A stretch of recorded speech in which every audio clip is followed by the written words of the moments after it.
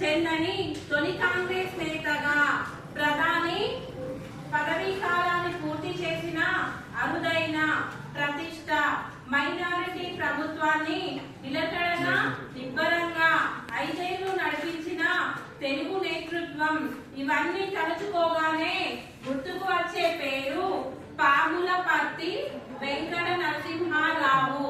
చూడండి ఒకసారి భారత రాజకీయాలలో అపర చాణక్యుడంటే చాలా జ్ఞానం ఎక్కువ తెలిసిన వ్యక్తి అన్నమాట.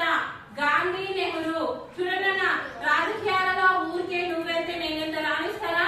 రానియరు. గాంధీ నెహ్రూ వారసత్వం కలిగిన వ్యక్తి అంటే అసలే కాదు. కానీ అయినప్పటికీ ఇతను రాజకీయాలలో ఏ విధంగా రాణించి ప్రధానమంత్రి స్థాయి వరకు ఎన్నో ఒకసారి అర్థం చేసుకోండి. అరుదైన ప్రతిష్టాట. నెక్స్ట్ మైనారిటీ ప్రభుత్వం అంటారా? మైనారిటీ ప్రభుత్వం అంటే మెజారిటీ తక్కువగా ఉన్న ప్రభుత్వాన్ని కూడా తన తెలివితేటలతోటి చాకచక్యంతో నడిపించిన మన తెలుగు ప్రధానమంత్రి అన్నమాట. సో ఆ పేరు అనగానే పివి నరసింహారావు అని గుర్తుకు రావడం జరుగుతుంది. వాళ్ళ ఇంటి పేరు ఏంటంటే నాన్న పాములపర్తి. వి అంటే వెంకట, నరసింహారావు. ఇతని షార్ట్ టర్మ్ లో మనం ఎలా పిలుస్తామంటే పివి నరసింహారావు అని పిలవటం జరుగుతుంది.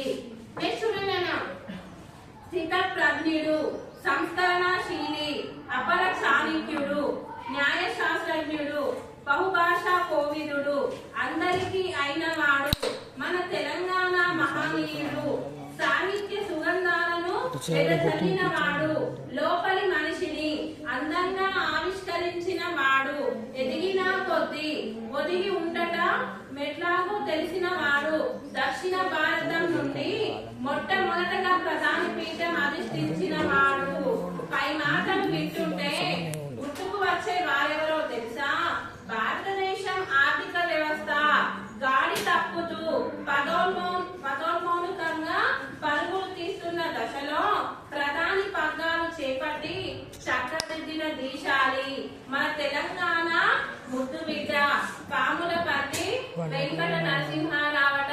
చూడనా ఇతనంట స్థిత ప్రజ్ఞుడట, ఇంకా సంస్కరణశీలి, సంస్కరణ బంధుడంట, అపర చాణక్యుడు.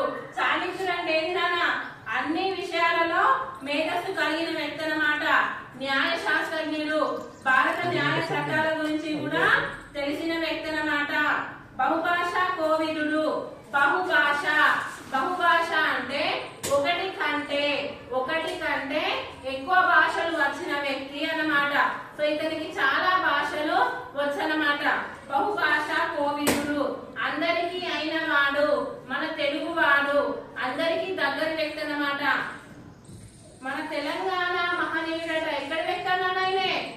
తెలంగాణ వ్యక్తి. సాహిత్య సుగంధాలను వెదజల్లిన వాడు. సాహిత్యం అంటే నాన్న లిటరేచర్. సో చాలా గ్రంథాలు రచనలు చేసిన వ్యక్తి. లోపలి మనిషిని అందంగా ఆవిష్కరించిన వాడు.